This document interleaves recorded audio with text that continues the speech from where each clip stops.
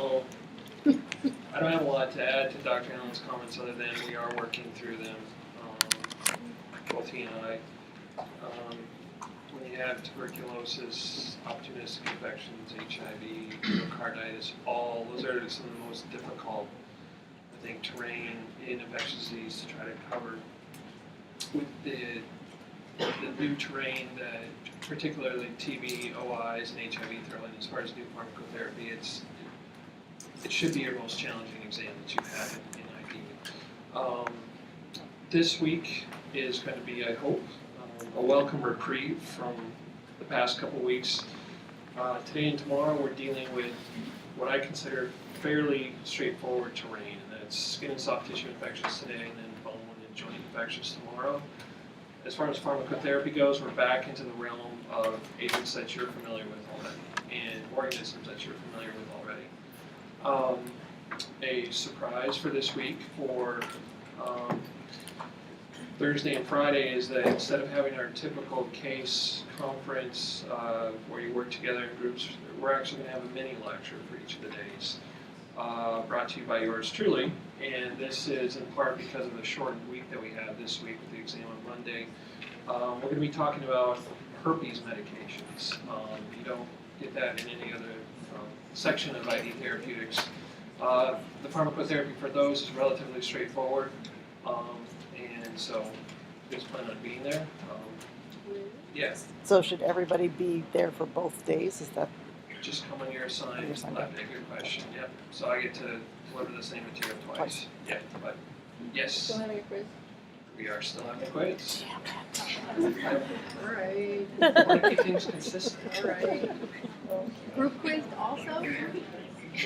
Yeah, the group formats or the quiz formats can be the same. All right. Just making sure. Those are my saving grades. Okay. So skin and soft tissue infections. To give you an idea where I think this lies in terms of complexity, and I don't say this to minimize at all the importance of it, because skin and soft tissue infections are one of the most commonly encountered infectious diseases. When we think about antibiotics when they're brought to market, the vast majority of agents that you look at, the very first hurdle that they try to clear with the FDA is getting approval for skin and soft tissue infections. That's kind of the lowest bar. When you think about things like ceftaroline that was recently brought to market, even daptomycin, linezolid, those agents, the very first indication that they got approval for was skin and soft tissue infections. There's a reason for that, because these are so ubiquitous in nature, but also the vast majority of anti-infective agents get pretty decent tissue concentrations where these infections are occurring. Objectives for today are listed, being able to describe the etiology, pathophys, clinical presentation and diagnosis of skin and soft tissue infections, or SSTIs, as I'll refer to them henceforth. Diagnosis in particular can be difficult, and we'll talk about some of the ways that we're able to or not able to get a definitive diagnosis for skin infections. To understand what agent we're going to use to treat them, it's really important to have an understanding of what the most likely organism is that's causing that infection. And then lastly, of course, being able to recommend appropriate antibiotic therapy for each of these infections. Any discussion about SSTIs would be remiss if we didn't do a brief review and highlight the skin structure that we're talking about. As we go through today, we're going to be progressing from the more superficial or mild skin infections to the deeper tissue layers, which end up being more the severe or complicated type infections. For review, epidermis is the most outlying or proximal layer, composing the stratum corneum and the stratum germinativum. Underneath that, we have the dermis. We start to see vasculature underlying there. And when we get down to the sub-Q layer, we have our vascular beds, vein and artery present. We have our subcutaneous fat. And here the stakes become a lot higher if we have an infection present, because the risk for spread throughout the body, i.e. bacteremia, significantly increases if we have an infection in this area. Not to mention the risk of osteomyelitis or bone infection involvement. So we're going to follow this particular image as we go through the different types of infection to highlight where anatomically they're occurring. We also need to kind of establish what the normal, what the most common organisms are that are involved in skin and soft tissue infections. And again, think of the typically occurring or colonizing agents for the skin, and by and large, we're talking about staph and strep. Coagulase negative Staphylococcus, the most common species in that category would be Staph epidermidis, which is very nice. I'm trying to remember what that agent is and where it colonizes. Staph aureus, about 30% or about a third of healthy individuals are normally colonized with Staph aureus, not necessarily MRSA, but just Staph aureus. In particular for staph, the intertriginous areas, so especially the axilla and groin, are common areas that the staph loves, as well as the nares, the nasal passages. Beta hemolytic strep, group A strep, is the other really key player for skin and soft tissue infections. And this is the same group A beta hemolytic strep that we talked about when we talked about bacterial pharyngitis, remember? And then there's some other less common gram-positive organisms. Gram-negatives are pretty rare for most cellulitis presentations. There are some caveats or exceptions to this. For instance, when we talk about diabetic foot infections, we have to think about gram-negatives a little more likely in certain anatomical areas of the body. For instance, genitourinary area, gram-negatives may be a little higher prevalence. Fungal organisms, by and large, are very rare causes of skin and soft tissue infections outside of an immunocompromised host. Next week, we'll spend some time talking about infections due to Candida species and Malassezia species. Those are common commensal or colonizing organisms, but rarely cause skin and soft tissue infections. We're all aware of this, that the skin is the primary physical barrier against invasion or infection. Some of the reasons besides the physical barrier part of it: a healthy skin environment is typically a little acidic, dry, and sebaceous secretions help provide some bactericidal activity or inhibit bacterial growth. So the reverse of that is if we have a damage to the corneal layer, that very outside layer of the skin, we can allow physical entry of bacteria into the lower layers of the skin. An inadequate blood supply, so things like patient with diabetic neuropathy, end-stage diabetes, they have poor circulation to their lower extremities, they're getting poor oxygen delivery to those, and they're also getting poor circulation of white blood cells. Infection risk goes up dramatically. We'll be talking about that particular population later in today's lecture. Excessive moisture of the skin and immunosuppression, whether it's medication or, for instance, AIDS-related immunosuppression, increases the risk of SSTIs. So there really is this very broad range of infections that is encompassed when we use the term SSTIs. We're going to help start to break that down again as we move through the different layers of the skin and talking about the superficial versus more involved versus deep tissue layer, and the more severe disease, the deeper we get.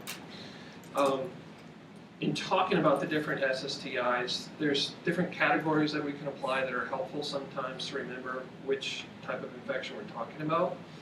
First of all is uncomplicated versus complicated, or C-SSTIs.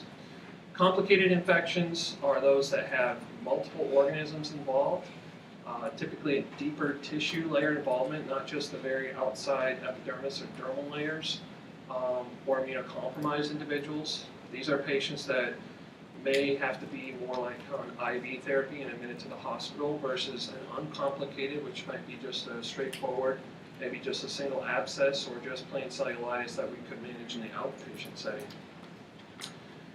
Necrotizing versus non-necrotizing, so causing death to the underlying skin structure and skin layers. We will talk about necrotizing fasciitis, and one of the key players there is this idea of flesh-eating bacteria that you've probably heard about, hysteria in media. That is, necrotizing fasciitis is the most severe SSTI that we'll talk about, with close to a third of patients who have necrotizing fasciitis dying. We've touched on this already, but we'll characterize infections in terms of mild, moderate, or severe. Keeping here that severe are usually hospitalized, and mild to moderate we try to manage in the outpatient setting, often with oral agents.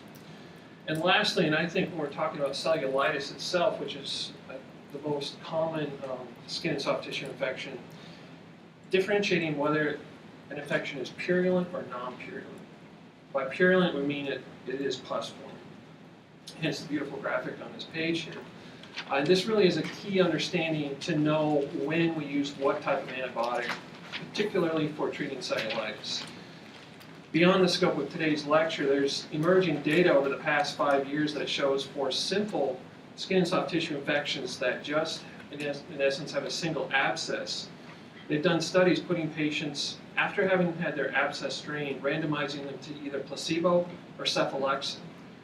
And though not statistically significant, in the placebo groups, we actually saw superior outcomes, meaning that incision and drainage alone, if it's a simple, uncomplicated skin and soft tissue infections, may be adequate.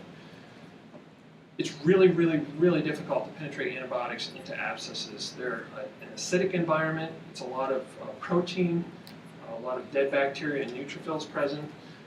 For instance, so it's difficult to penetrate antibiotics into there, not to mention the fact in the case of Staph aureus, in the case of a large pus pocket, it can actually circumvent the normal folic acid synthesis pathway, and so trimethoprim sulfamethoxazole has limited utility in Staph aureus, which is in an abscess. So it's going to be a recurring theme today, but if we can, let's incise and drain before an IND on an accumulation of pus.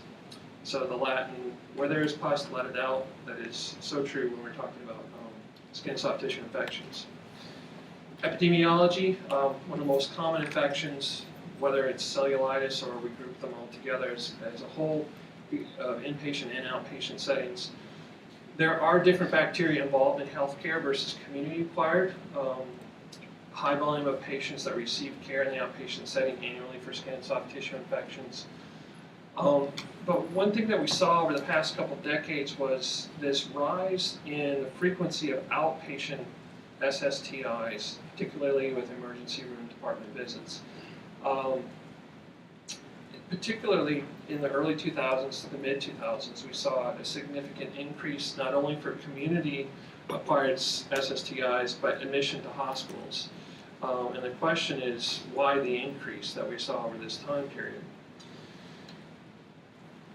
The answer lies predominantly with a change in the strain of Staph aureus that became prevalent in the U.S. In a lot of developed nations across the world, Western Europe and U.S. and Canada.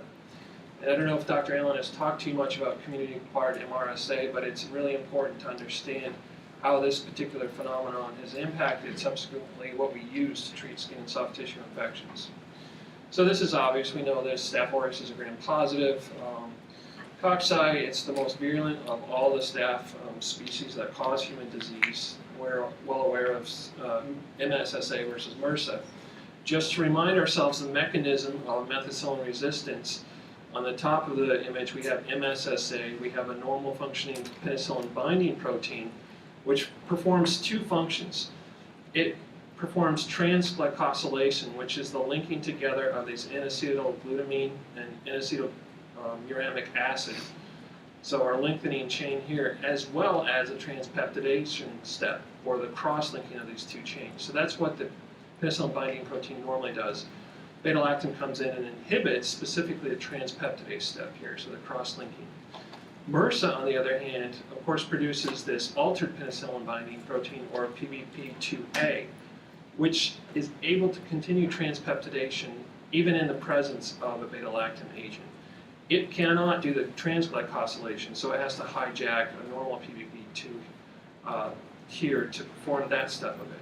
But just to remind ourselves again, the mechanism is presentation of an alternate penicillin binding protein that has minimal affinity for beta-lactam agents. Prior to the mid-2000s, we had some fairly well-established risk factors for MRSA infections. If we knew that patient was previously colonized, if they had a recent hospitalization, if we started them on empiric therapy and they were very slow to respond to beta-lactam, or if we knew they were from an area of high prevalence of MRSA, those were all risk factors for them subsequently having MRSA infection.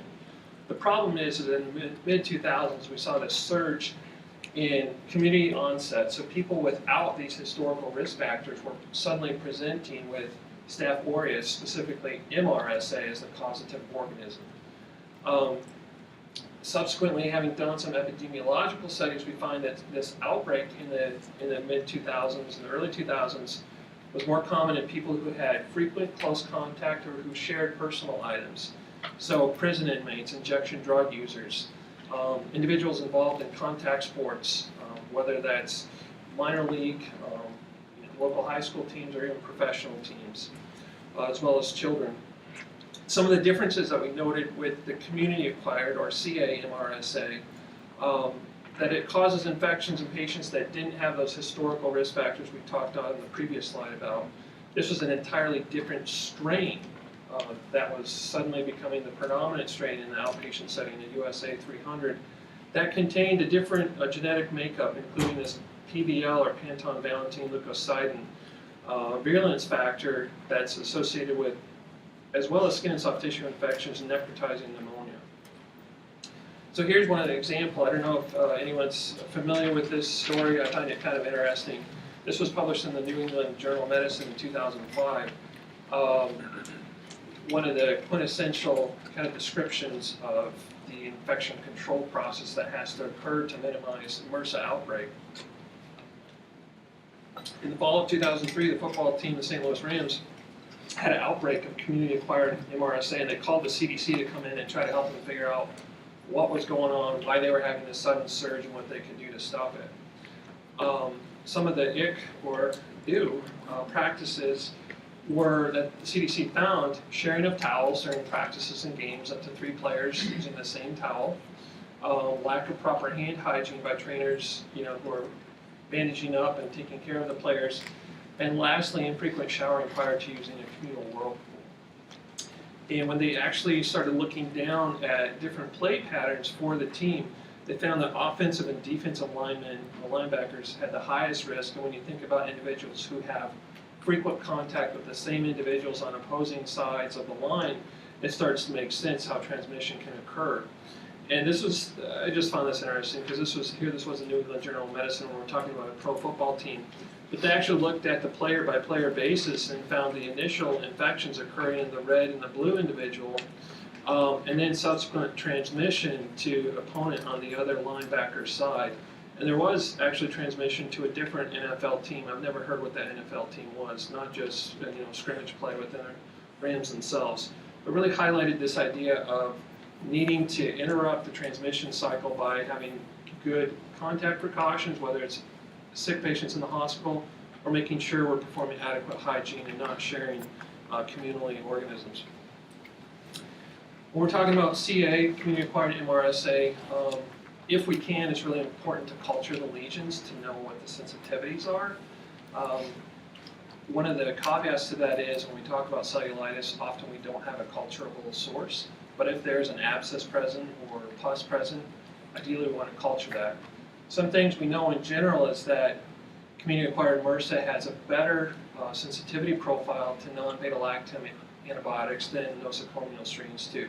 So we're able to use things like doxycycline, trimethoprim sulfamethoxazole as first-line oral agents for outpatient skin and soft tissue infections caused by CA-MRSA. Clindamycin deserves mention because there's a significant caveat associated with clindamycin use for MRSA, and that's because there's an inducible form of resistance that most automated lab microbiology systems don't pick up on first pass. So before we can definitively say that clindamycin is also a good empiric regimen, ideally we'd like to have culture and sensitivity results to know that this inducible resistance is not present. Linezolid and tedizolid are also, of course, options for CA-MRSA. Fluoroquinolones historically might have been an option for community-acquired skin and soft tissue infections. They have abysmal coverage for MRSA. My personal bias is trying to avoid fluoroquinolones in general, whether it's skin and soft tissue versus other infections, because of their propensity to cause drug resistance, not only to their own class, but to other agents as well. Hospital-acquired MRSA, on the other hand, has a much different susceptibility, thinking more along the types of agents that we use in the hospital setting. Vanco, ceftaroline, which is the newer MRSA active cephalosporin that's out there, daptomycin, linezolid, tedizolid, and I like ceftaroline a lot, so I mentioned it twice in that line there. Or the vancomycin me too, such as teladalba or erysipelas. Clindamycin on the inpatient side, or hospital-acquired side, clindamycin resistance is common, so that really hasn't been an option for empiric therapy for a while. There are other limitations to some of the ones that we could use in the outpatient setting. Tetracyclines are bacteriostatic. If a patient's severe enough that we need to admit them for IV antibiotics, we want to give them something that's more rapidly acting, like a bactericidal agent. Trimethoprim sulfate in the inpatient setting. The IV formulation we talked about when we talked about PCP, but the IV formulation has some real issues with its administration and stability, requiring a large volume. Not to mention that a lot of these patients may have renal dysfunction that could preclude its use. So now that we have some perspective, a decade out from some of the first reports of this rise of community-acquired MRSA, one of the things we're left asking is, was this, this hype about community-acquired MRSA really legitimate? And in fact, I believe that it was. We have multiple large studies, surveillance studies from around the country. This is one from Boston that found leading up to the mid-2000s, there's an annual increase in abscess SSTIs, or most likely Staph aureus caused skin and soft tissue infections, 8% annually in emergency departments. Over that same time frame, non-purulent or non-abscess SSTIs changed minimally. What we know now, though, is that there seemed to have been a peak in the mid-2000s related to the arrival of this strain of MRSA, USA 300, that correlated with this dramatic shift in the prevalence of MRSA in the community. A study that was published in 2012 from the Department of Defense, looking at data from around the country, found an annual decline in the incidence in that patient population of about 8%. So it seemed to be resolving, shifting more towards historically what we've had, which is an MSSA prevalence in the community. The issue at hand at the moment is that with all the hoopla that went around in the media about now patients without previous risk factors for MRSA are now having MRSA, a lot of providers are conditioned that we have to cover MRSA empirically for all patients for skin and soft tissue infections. And that's really not the case when we look at both epidemiologic data as well as some additional hints at what the underlying organism is for cellulitis. Complications of skin and soft tissue infections seem somewhat obvious, but worth talking about. Bacteremia in particular, when we talk about necrotizing fasciitis, or anytime we have a large abscess potentially as an issue, which can lead, of course, to infective endocarditis, or sepsis, glomerulonephritis. Staph can cause inflammation of the glomerulus, or bone infections, osteomyelitis, that we'll talk about tomorrow. Any of these infections are much more difficult to treat and have a much higher mortality associated with them and result in longer duration hospitalizations, and usually more toxic and expensive antibiotics being used. So, what are we talking about for the different infections? One of the ways we'll break this down is between primary and secondary skin and soft tissue infections. By primary, I mean skin and soft tissue infections that have a fairly identifiable source. For instance, they may either occur spontaneously or as a result of recent surgery, as opposed to secondary, where we may have bacterial seeding from adjacent tissues, which is the case with diabetic foot infections, where we can get osteomyelitis underlying a diabetic ulcer. Within the primary SSTIs, we're going to start off with the more mild forms, under purulent, progressing to deeper tissue layers with non-purulent, and finally the necrotizing. Looking at our skin diagram here, of course, we're talking about the very superficial layers for the first 4 infection types. So there are some imagery to be aware of when we're talking about skin and soft tissue infections. Starting on the left-hand side in straightforward order here, folliculitis really is the most mild or localized form of an SSTI. We're talking about a pus accumulation or pyoderma within a hair follicle. Of all these 3 infection types listed on the slide here, Staph aureus is the common player. We don't necessarily treat all of them with systemic antibiotics, however. Because of the superficial nature of folliculitis, we can often treat with local measures such as warm, moist compresses, and if that fails, we may apply a topical antibiotic like mupirocin. Staph aureus is the most common organism causing this very localized inflammation and infection of the individual hair follicles. I mentioned Pseudomonas aeruginosa as a player only because there's been multiple reports of what's been termed, for lack of a better phrase, hot tub buns. And that's people using whirlpools communally, suffering outbreaks of folliculitis on their posterior, specifically involving Pseudomonas organisms. We know that Pseudomonas likes wet aqueous environments, so poor hygiene or cleaning occurring in those particular settings. So most mild form SSTIs is folliculitis, rarely needing antibiotic therapy using local measures. Progressing now to furuncles or boils. This is still basically an infection of the hair follicle, but now we're starting to get a little more inflamed. We're getting deeper tissue involvement, becoming painful. Staph aureus again is a common player. Comparing furuncles, and then with the next one, the anatomical distribution of furuncles is typically in the neck, face, axilla, or buttocks. Treatment, if they are localized without surrounding cellulitis, we can try the topical moist heat approach.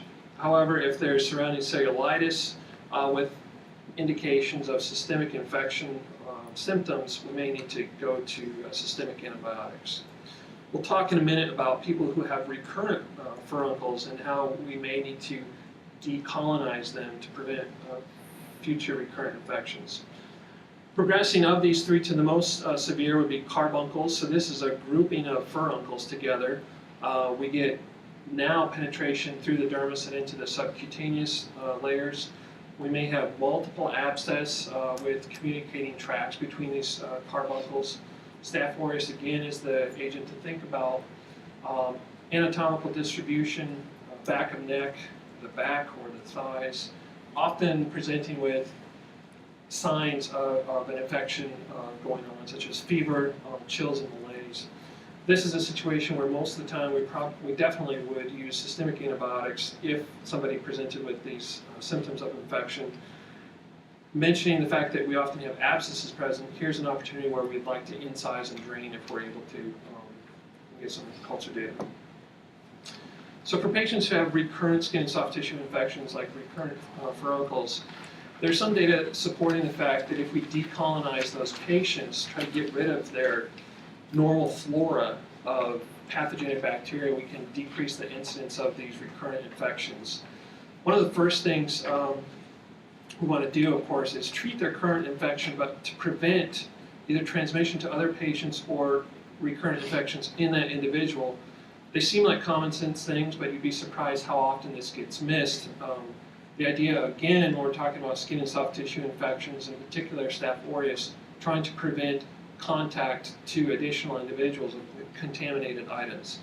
Employing antibacterial soap, using separate bathing towels, washcloths, daily chlorhexidine washes as an option. Chlorhexidine is a topical antiseptic. And actually, the IDSA guidelines make reference to using bleach baths, and this is obviously a more, not something we recommend first line, and there's not a ton of data. It's not like a level A1 recommendation. It's a little controversial because of inherent toxicities with taking a bleach bath. It's a fairly dilute preparation. Again, the idea is, in essence, sterilization of the individual's skin flora. Looking online, I found this a little humorous. Say no to bleach baths, there's a better way. This is by Garlic Bath Company. And they actually have a product, a garlic bath, that contains some active ingredients from garlic that they're offering as an alternative to a beach bath. I'm not recommending it, but it's interesting. Garlic's been getting some lay press attention as of late because of some of its anti-MRSA activities. I'm not sure which is taking a bath in garlic or in bleach itself. The last option might be an intranasal decolonization scheme using topical mupirocin, which has some data to support it as well. So we've talked about the first three, progressing from very mild folliculitis, mild to moderate with furuncles, and then a little more severe presentation would be carbuncles. Impetigo also occurs in the superficial layers of the skin. It is a superficial infection. Looking at the imagery on the right-hand side, i.e. we don't see deeper tissue involvement. It's very contagious, in part due to these large infected fluid collections we see present in the top image on the right, predominantly in children. In hot, humid weather, this is what we refer to as kind of scalded skin syndrome. There's two different kind of clinical presentations of it. One has more of these large fluid-filled blisters, the bullous form of impetigo versus non-bullous, which features more of thin brown crust on the skin. When we look at causative organisms, again, the common players of the day are Streptococcus pyogenes, which is group A, beta hemolytic strep, or Staph aureus. Group A beta hemolytic strep tends to cause more than non-bullous, and Staph is associated with more than bullous impetigo. When we're talking about purulent skin and soft tissue infections in general, and this holds true for impetigo, and particularly about culturing, we don't want to open and drain a fluid collection which appears likely contaminated because of the risk that we might be inadvertently targeting therapy at what the patient's colonized with and not the actual infecting organism. In general, we'll try to use topical if we can for these more mild or superficial infections. Topical mupirocin for 5 days is often pretty effective.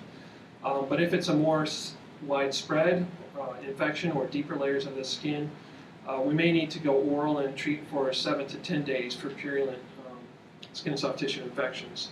Clearly for carbuncles, I'm thinking in your mind again, mild, moderate, severe, carbuncles that have SIRS present need systemic antibiotic. What is SIRS? Systemic inflammatory response syndrome. So think about it of sometimes folliculitis and furuncles. Yes, the skin appears infected. Yes, we may be able to culture it, but the patient doesn't have otherwise overt symptoms of infection. SIRS, on the other hand, systemic inflammatory response syndrome, elevated temperature, fast breathing tachypnea, tachycardia, and increase in white blood count. Some of the classic symptoms of infection make us more likely to put them on systemic therapy. In general, again, think about the organisms that are involved. We're talking about Staph aureus and beta hemolytic strep. So using something like a beta-lactam with anti-staphylococcal MSSA activity, dicloxacin or cephalexin is a great option. And that would cover either the strep or the MSSA. If a patient's penallergic or we suspect MRSA, again, common agents we would employ, trimethoprim sulfa or tetracycline. The same caveat applies to clindamycin here, that we have to rule out this inducible form of resistance. For carbuncles with symptoms of systemic infection response prevalent, we're going to move to IV therapy and providing MRSA coverage because the stakes are a little higher if we were to get it wrong for empiric therapy.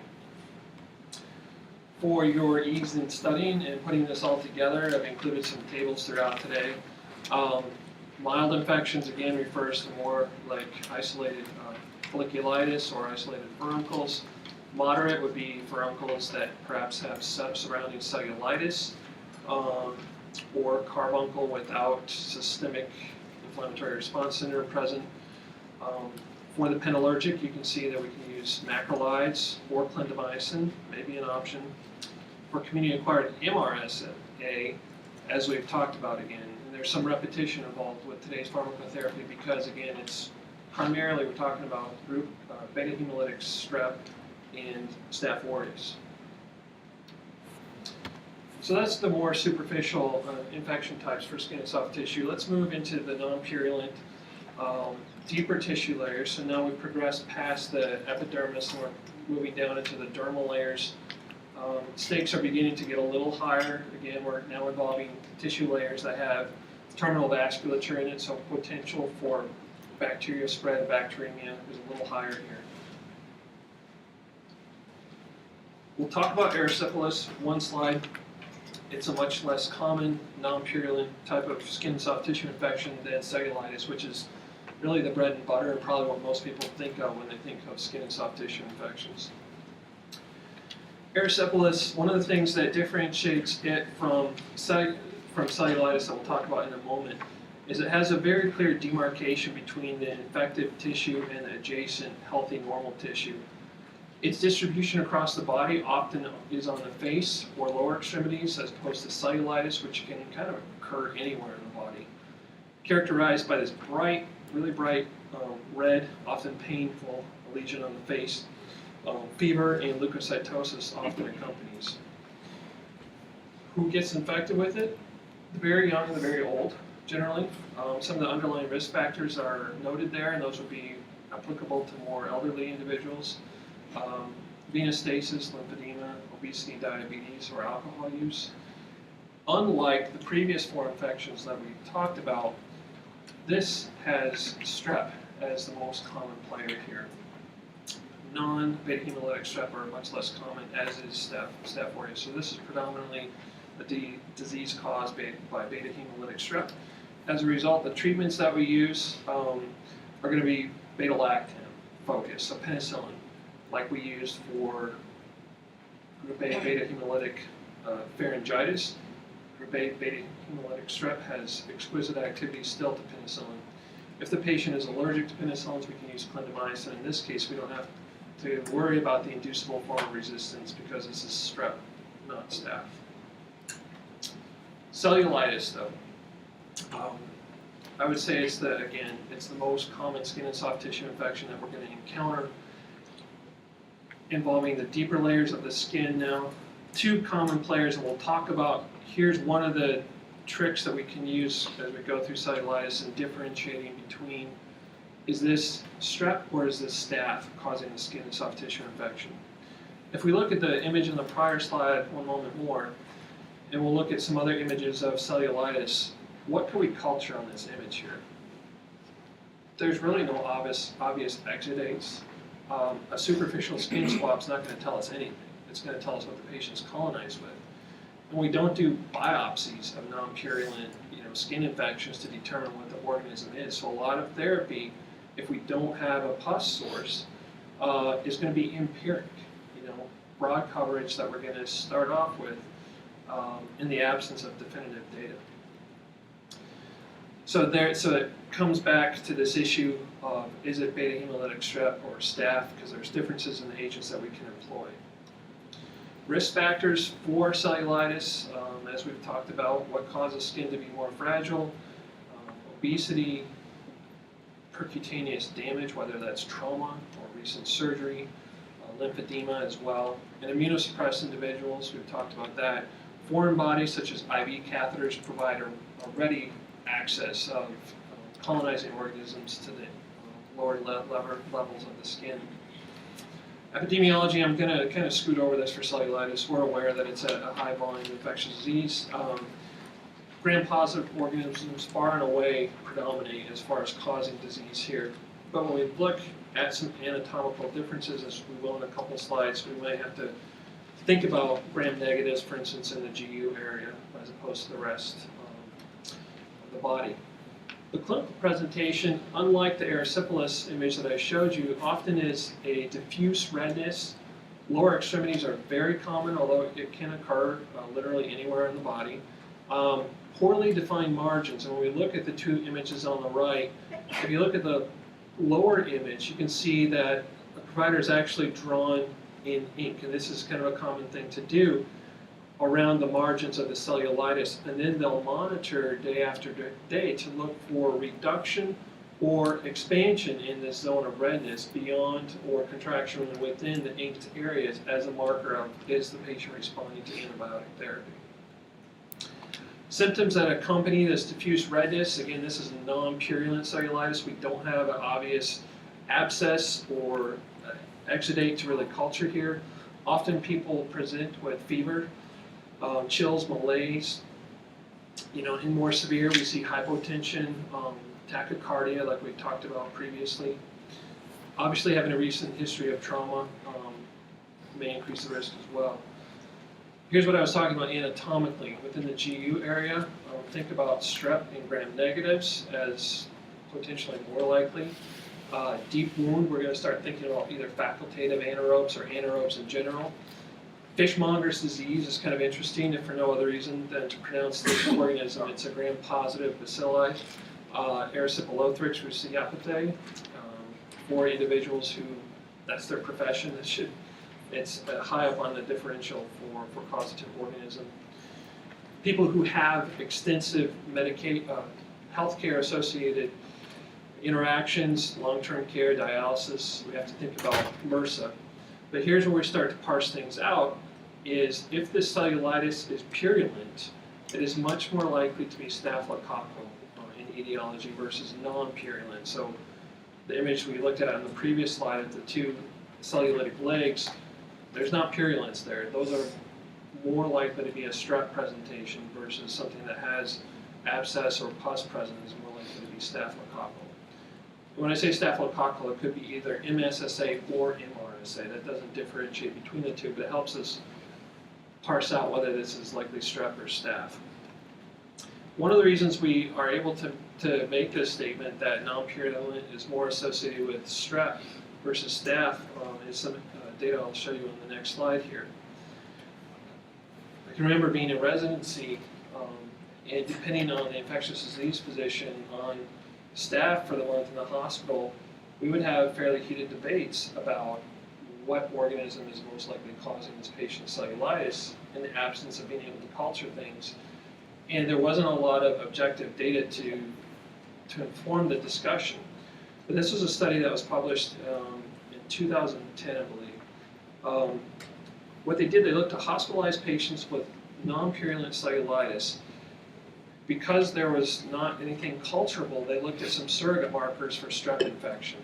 We'll talk about these some more tomorrow, but some markers that indicate active strep infection include N-streptolysin O and anti-DNase B. You don't have to know those, just understand those are surrogate markers for strep infection.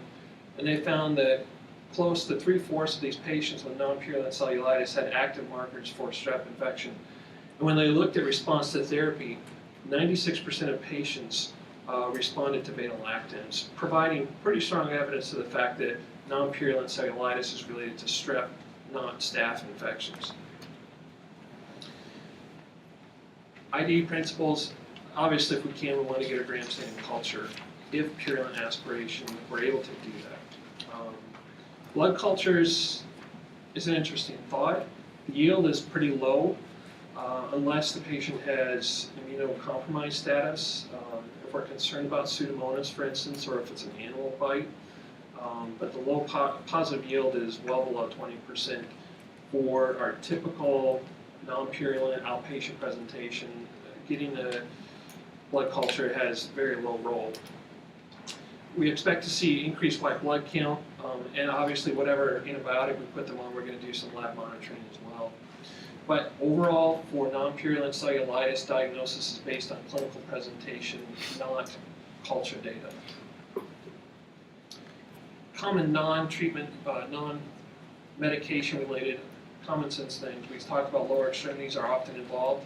So elevation of the affected limb, keeping the skin well hydrated, cool sterile dressings, and again, incision and drainage if there's an abscess present. For an uncomplicated non-purulent cellulitis, 5 days duration antibiotic therapy is probably adequate. And this is a significant change from the past decade, where traditionally it was 10 to 14 days.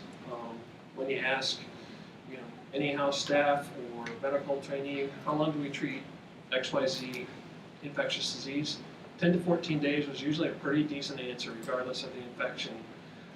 We have really good data showing now that shorter duration of therapy is just as effective as longer, is less likely to cause resistant organisms, and has a much lower association of toxicity. On the other hand, patients that may require a little longer duration therapy, people who have diabetes, people who have been in the hospital for a longer time, who may have a greater chance of having a hospital-acquired pathogen,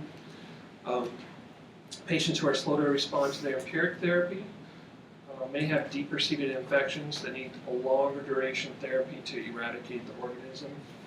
And the last thing to be aware of, within the first 24 to 48 hours of starting effective antibiotic therapy, we may actually see an initial worsening of the cutaneous inflammation because of some of the bacterial enzymes that are released as there's this whole-scale lysis of organisms occurring.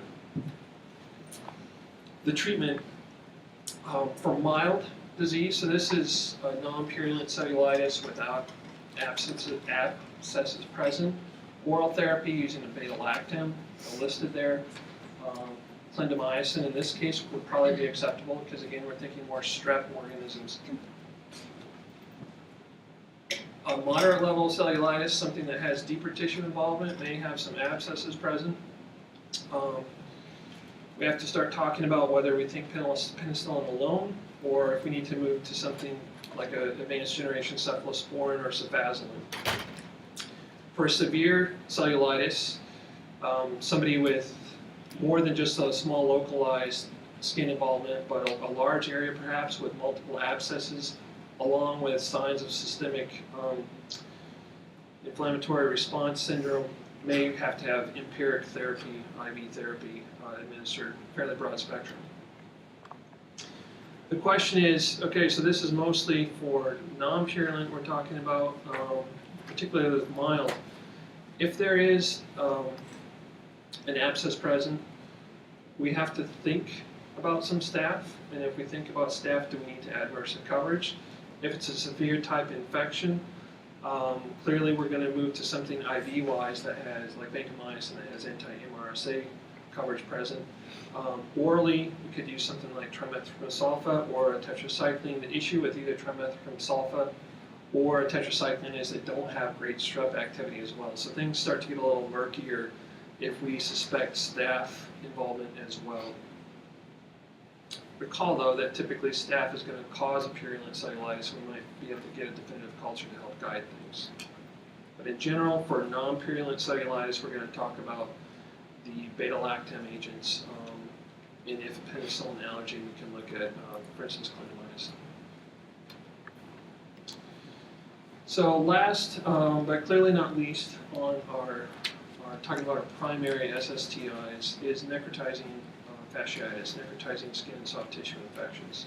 So now we're at the deepest layers of the skin here. You can see clearly we're involving the vascular layers. The risk for muscle involvement and not to mention bone involvement or osteomyelitis is pretty high.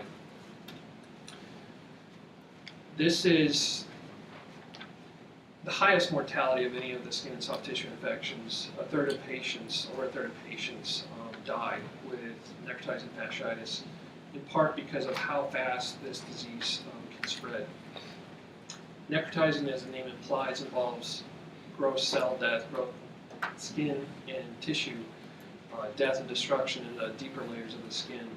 So along with getting antibiotics on board as soon as possible, we have to get these patients to surgery to remove the dead or dying skin.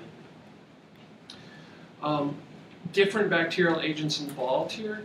Clostridia perfringens is a gram-positive anaerobe causing gas gangrene. So we haven't encountered that one so far in our skin and soft tissue. Beta hemolytic strep, again, between the two most causative for neck vash, I would say Clostridia and beta hemolytic strep. Staph aureus historically has been a little less common, but is increasingly so. It's possible to have more than one agent involved. We would call it polymicrobial if they have one of the above three agents here, plus either an anaerobe or a gram-negative organism on board. I don't want you to get hung up on memorizing the type 1 versus type 2 of necrotizing fasciitis, other than to understand one of the key differences between type 1 and type 2 is how fast the disease progresses.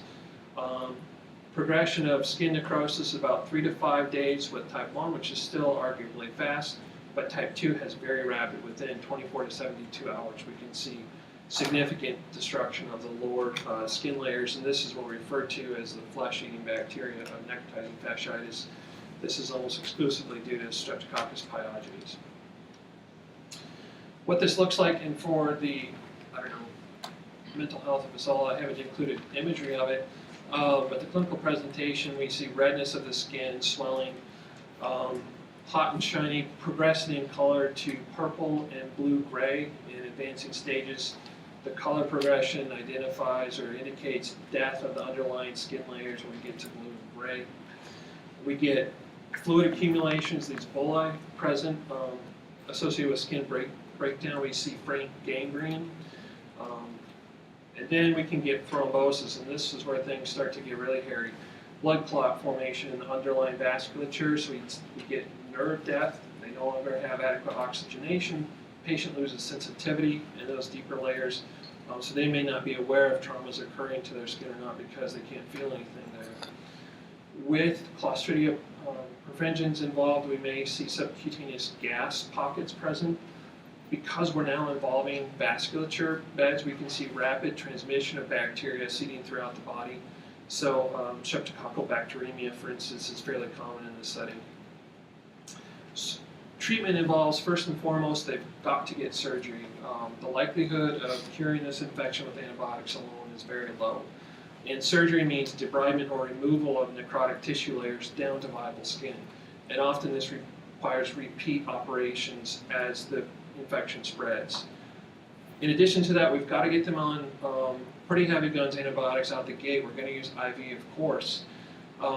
If we can initially, we'd like to use a gram stain, not waiting around for culture data at all. We've got to get empiric therapy on, but if we have the option of getting a gram stain, that can be helpful to start getting an idea of is this a gram-positive cocci in chains or clusters, are there gram-negative organisms present, etc. Any empiric coverage, we're going to involve MRSA active agents plus one of the following. An easy way to think of this might be something like vancomycin plus a carbapenem. It doesn't get much more broad spectrum than that. So we're covering MRSA as well as pretty much everything else in terms of anaerobes, gram-negatives, and susceptible gram-positives. Once we get, if we have gram stain or culture data back, strep pyogenes, again, think penicillin. Clostridium, also think penicillin. You'll notice clindamycin is added on here. The reason for that, for strep pyogenes and Clostridium, is because they help to shut down some of this very virulent toxin production in strep pyogenes or Clostridia. So it's kind of a 1-2 hit with, yes, causing inhibition to cell wall synthesis with penicillin, but also shutting down toxin production with the clindamycin. If we have Staph aureus, similar rules apply. Nafcillin, oxacillin, cefazolin has activity against MSSA as well, or vancomycin. Okay, so neck fash, not something to be trivial with. Must have surgery involved from the get-go and go broad spectrum, as broad as possible, until we get definitive cultures. So those are our primary types of infections. Secondary, again, referring to infections that have seeded from adjacent tissue or vasculature, or introduction of bacteria from other infected sources like an animal mouth or a human mouth. If I had to rank based on, if we talk about, let's say, if we talk about volume of antibiotic use for these types of infections, for skin and soft tissue infections, cellulitis gets a lot of antibiotics prescribed appropriately or otherwise. Diabetic foot ulcers or diabetic foot infections also gets a lot of inappropriate antibiotic prescription occurring. We can talk about why in a moment. So one of the things to understand about diabetic foot infections, I touched on this early on, is that these individuals are at a much higher risk of developing infections in the lower extremities because of diabetic neuropathy. As diabetes continues over time and we get uncontrolled hyperglycemia, we start to get in vasculature damage in the fine capillaries in the extremities. So circulation becomes impaired, and we also get damage to the nerves in this hyperglycemic state that occurs over years to decades. So impaired neuronal sensation and impaired circulation in their extremities. So they don't always feel if they're stepping, or they stub their toe, or they scrape their skin, for instance, on their toe, because their sensation is impaired. So they may be more likely to have an undiscovered infection brewing, not to mention the fact that circulation is impaired, so they're not getting the normal oxygenation and white blood circulation to those areas. So polymicrobial involvement is much higher. This is an open ulcer that they may be, walking across their carpet or walking outside. And we always have to be suspicious for underlying bone involvement as well, or osteomyelitis. That makes a world of difference in how long we're going to treat these patients. Prevalence in some studies, up to 15% of diabetic patients will experience a DFI. Risk factors, we've talked about neuropathy, peripheral or vascular disease, so cardiovascular risk, hypercholesterolemia, and stenosis of blood vessels also often accompanies diabetic individuals. Osteomyelitis we've talked about, where a more straightforward non-bone involved wound we might treat for 10 to 14 days.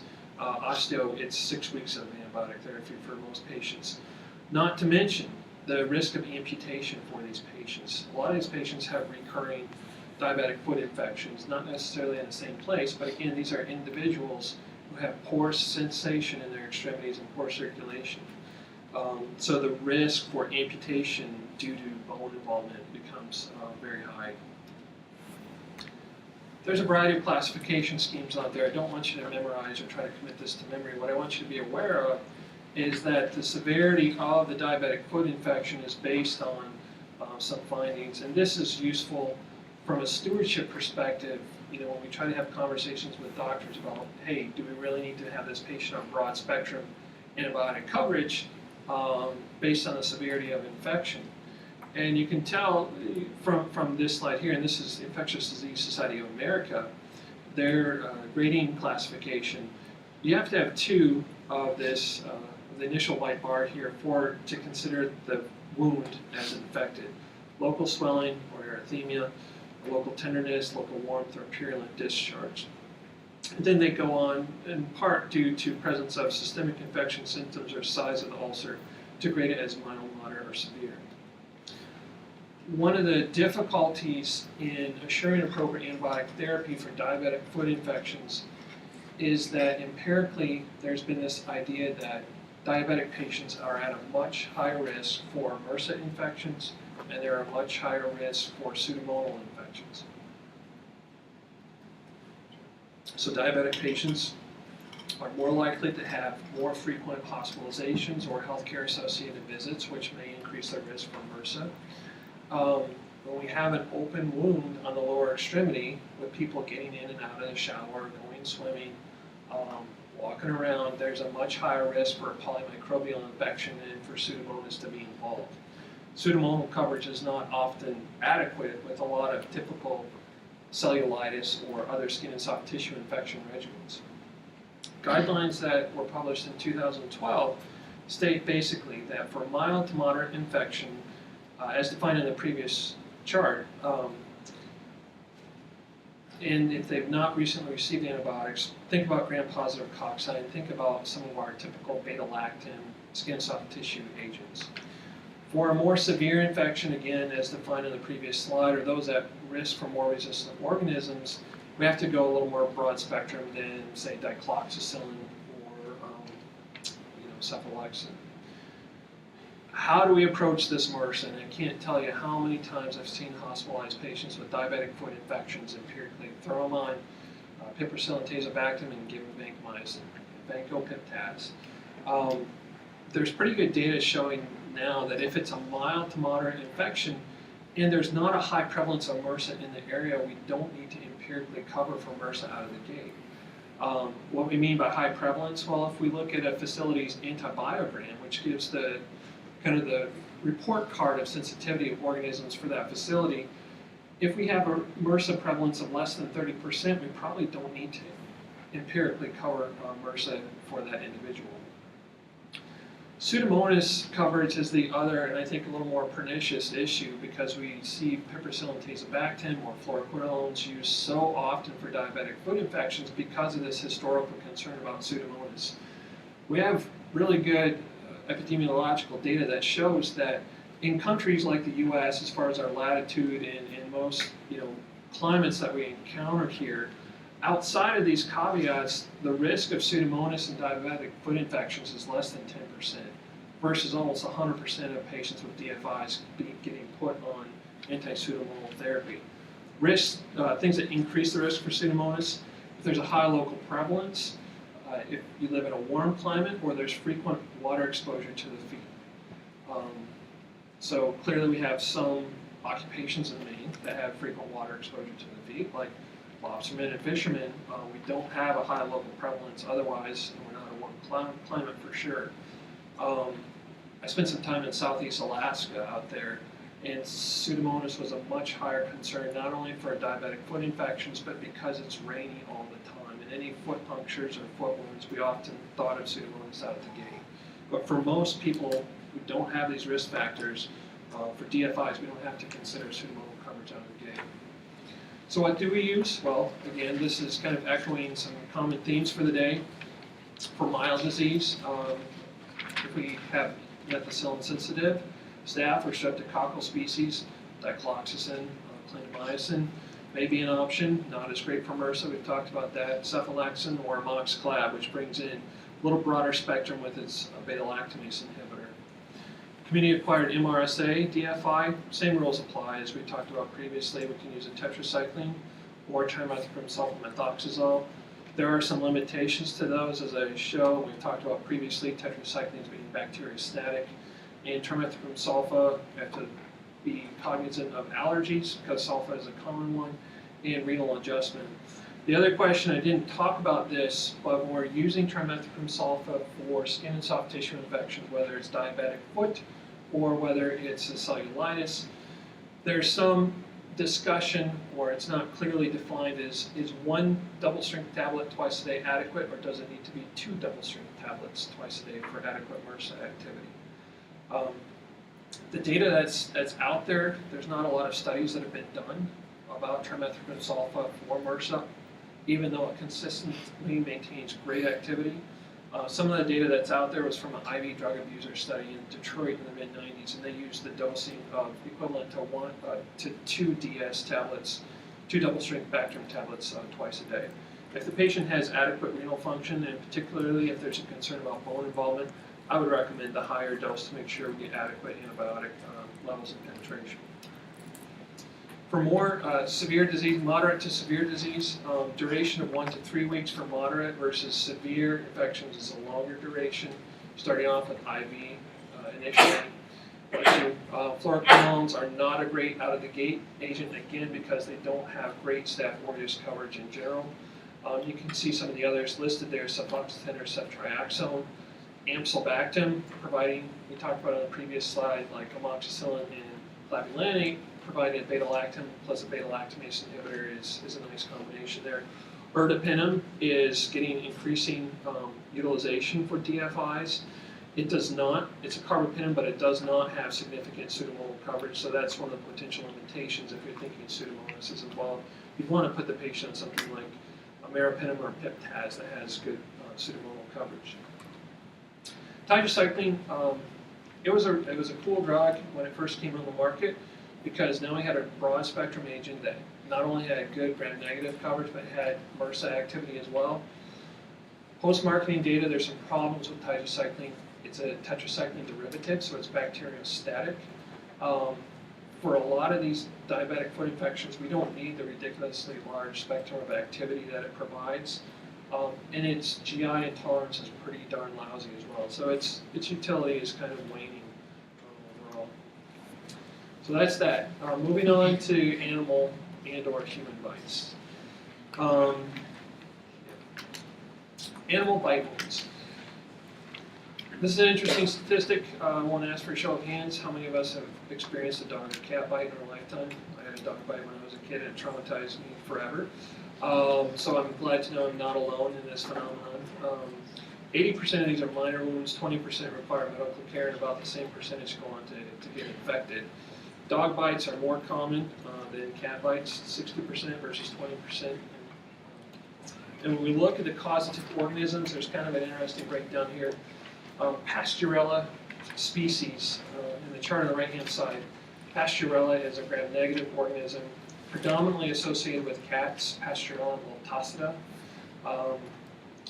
3/4 of cat bite infections have Pasteurella. Staph and strep are commonly involved. Think about the fact that we not only have to consider the organisms that are in the animal's mouth, but also the organisms on our skin that could be introduced after the animal bite as well. So we have to think about normal human skin organisms. And there's some other agents listed there as well, some anaerobes that are possible with a cat or dog bite infection. The last bullet point on this is an interesting organism, Capnocytophaga canamoris. Capnocytophaga is it's a gram-negative rod that's encapsulated. Particular people who are at risk of a Capnocytophaga infection are those that have immunosuppression, particularly agents who do not have a spleen, asplenia, because they are unable to effectively eradicate these encapsulated organisms. There are some recommendations that people who are asplenic ought to not have pet animals, pet dogs, because of the risk of infection with this organism. Human bites, on the other hand, are a little more nefarious. We talked about infection risk with animal bites. About 20% of bites cause infection. It's a higher percentage with human bites. To talk about different types, there's occlusive, that is teeth biting the skin, versus clenched fist with skin, for instance on the hand, or fist striking another person's teeth. Bacteria, the common oral bacteria involved for the biter. Strep species, staph species, some anaerobes prevalent is there, as well as Bacteroides rarely. Some complications to be aware of, these are obvious, of course, but tendon and nerve damage, potential fractures. Tomorrow we'll spend time talking about bone and joint infections, septic arthritis, and osteomyelitis.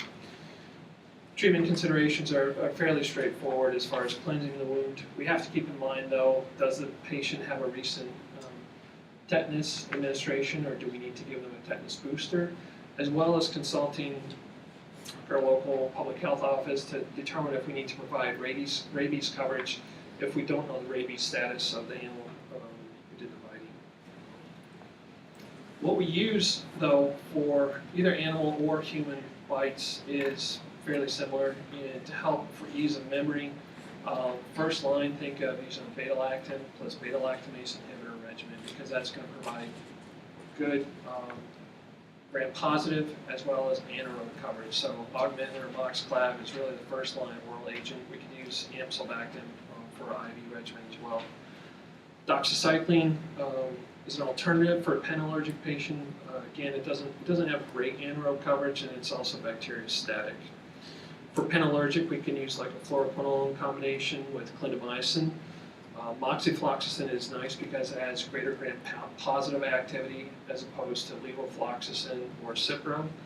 Or we can use trimethoprim sulfa, which provides good gram-negative coverage, and some gram-positive plus an anaerobic agent, metronidazole.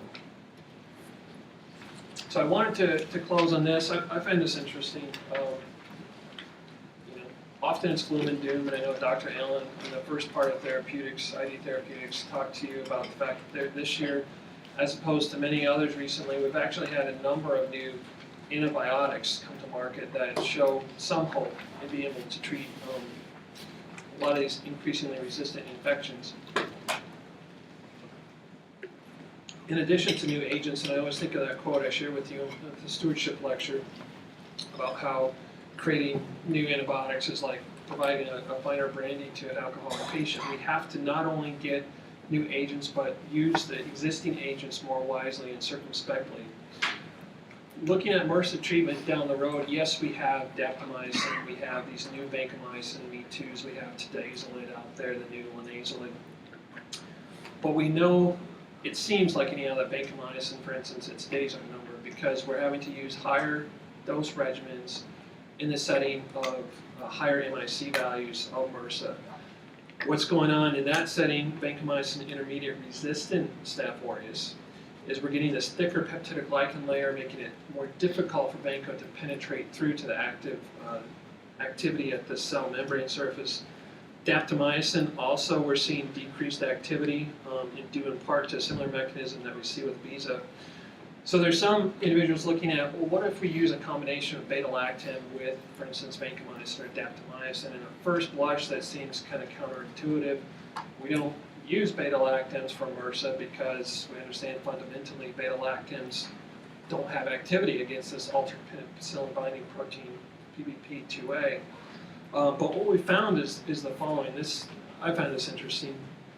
Looking at, on the top, we're looking at vancomycin and a Visa strain. So again, this is a vancomycin intermediately sensitive Staph aureus. We have this thicker peptidoglycan layer, making it difficult for vancomycin, the blue Pac-Man here, to reach the cell surface. What we find, though, is that Visa organisms, so these intermediately sensitive organisms, often have a down-regulated production of altered penicillin binding protein, PBP2A. So what we can do is give a beta-lactam in association with the vancomycin. We see thinning of the cell wall because we see some activity of the beta-lactam, and lo and behold, vancomycin is able to penetrate through the cell wall and have activity where alone vanco itself didn't have much activity. The other thing with daptomycin is daptomycin has to reach and bind to the cell membrane for activity here. When we use it in the setting of oxacillin, we can actually change the polarity of the cell membrane and see increased binding of the daptomycin and MRSA agent. So we're looking at ways not only to come up with novel antibiotics, but novel ways to use existing agents that are out there. So stay tuned for that combo down the road. In summary, SSTIs are a common bacterial infection. They account for a lot of infectious disease diagnoses. Understanding what the likely underlying organism is key to landing at the right regimen for empiric coverage for that patient. And we have good data now showing that broad spectrum is not always required for effective SSTI treatment. And I would even go as far as to say that antibiotics are not always required for simple, uncomplicated skin and soft tissue infections like a simple abscess that we can drain. All right, thank you.